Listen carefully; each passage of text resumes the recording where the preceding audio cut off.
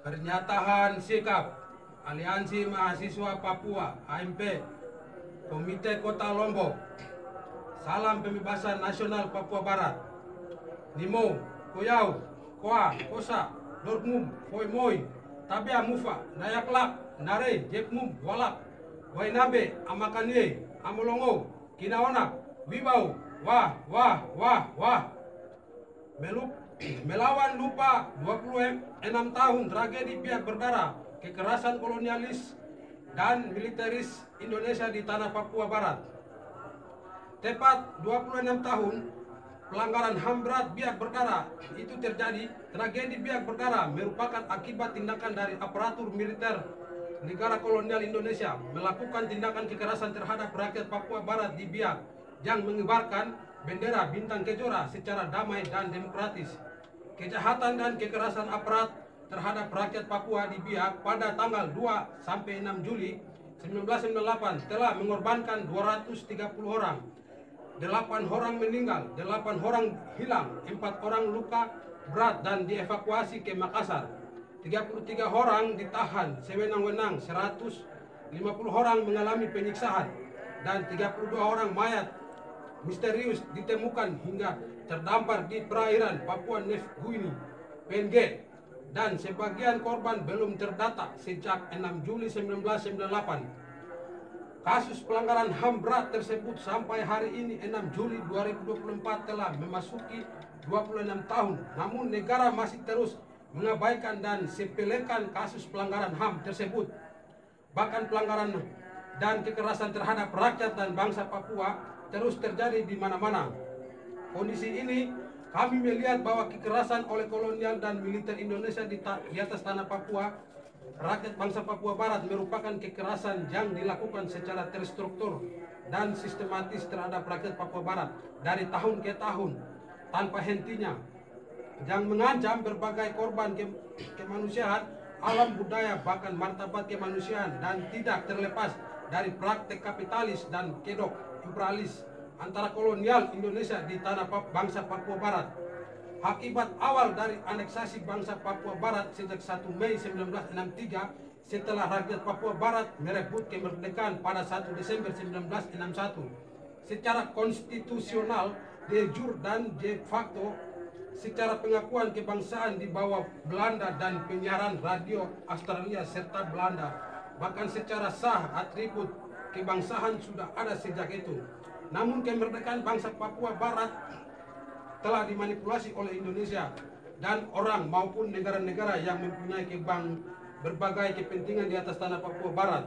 Selanjutnya kekerasan tragedi kemanusiaan terus berlanjut dalam bingkai negara kolonial Indonesia melalui beragam operasi militer tanpa hentinya, termasuk tepat pada 06 Juli 1998 merupakan hari peringatan tragedi biak berdarah yang ke-25 tahun hingga 06 Juli 2024 tanpa penanggung jawab dan menghadiri atas kekerasan aparatus militer Indonesia di negara.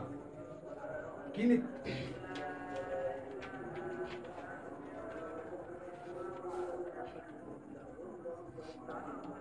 anggaran nasional Indonesia serta dana pembangunan dan dana infrastruktur bupati-bupati terpilih memiliki anggaran yang bisa diakses militer untuk melakukan operasi militer melawan dugaan ancaman pemberontakan di West Papua. Kendati UU Otonomi Khusus Jilid 2, Jilid 1 sampai Jilid 2, G20 Omnibus Law, Undang-Undang Minerba, UU KUHP serta seluruh kebijakan negara hanya untuk kepentingan eksploitasi kapital modal di tanah West Papua, sehingga aparat keamanan TNI dan Polri menjadi anjing penjaga para modal untuk meraup banyak untung dari eksploitasi sumber daya alam SDA Papua yang melimpah. Bahkan TNI dan Polri dengan dalil operasi kontra pemberontakan dan transmigrasi terus memperlancar aktivitas di Papua.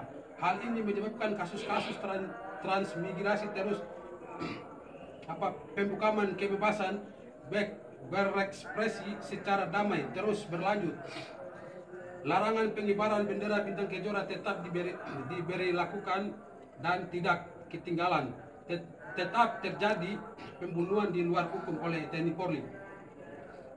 Bahkan setelah UU Otsus disahkan, Presiden Jokowi mengizinkan militer Indonesia memperluas struktur teritorialnya dengan pembangunan 2 komando daerah militer Kodam baru di Provinsi Papua dan Papua Barat, Papua Barat Daya, Papua Pegunungan, serta Papua Selatan. Pihak militer mengklaim bahwa hal ini diperlukan dalam rangka melawan Gerakan Perlawanan Papua, Tentara Pembebasan Nasional Papua Barat (TPNPB).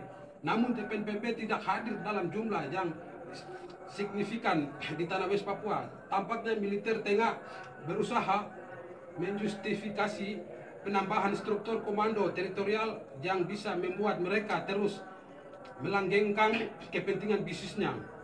Sedangkan rakyat Papua minta untuk hak menentukan nasib sendiri dan TPNPB meminta untuk perundingan agar mengurangi pelanggaran HAM di Papua. Di lain sisi, Jokowi, Mahfud Amin serta Mahfud MD tidak mau mendengarkan apa keinginan TPNPB dan rakyat Papua untuk segera lakukan perundingan, melainkan pemerintah Indonesia membantah pernyataan tersebut. Bahkan hingga sekarang pembukaman, penangkapan dan pelanggaran HAM secara sadis dan masif terjadi di tanah Papua Barat. Maka untuk menyikapi pelanggaran berat HAM tragedi biak berdarah jangka 26 tahun dan mengutuk kekerasan kolonial Indonesia di tanah Papua Barat, sehingga Aliansi Mahasiswa Papua AMP Komite Kota Lombok menuntut Indonesia, rejim Jokowi dan PBB segera satu melawan lupa 26 tahun tragedi biak berdarah di West Papua. Negara stop lakukan kekerasan dan pembunuhan secara sistematis di Papua Barat. 2. Tarik militer organik dan non-organik dari West Papua.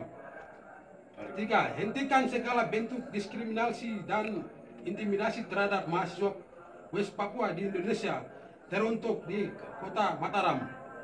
4. Tutup PT Freeport, BP, LNG, tanggung serta tolak pengembangan blok Wabu dan eksploitasi PT Antam di Pegunungan Bintang. 5. Cabut Omnibus Law, cabut UU Otsus dan DOP di Papua. 6. Dukung suku Hafiu di Boven dan Moi di Sorong menolak perusahaan ilegal.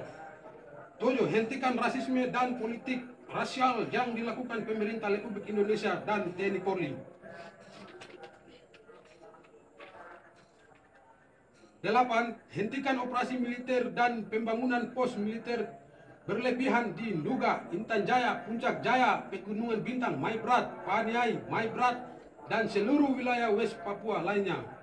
9. PBB harus bertanggung jawab serta terlibat aktif secara adil dan demokratis dalam proses menentukan nasib sendiri, pelurusan sejarah dan penyelesaian pelanggaran HAM yang terjadi terhadap bangsa West Papua.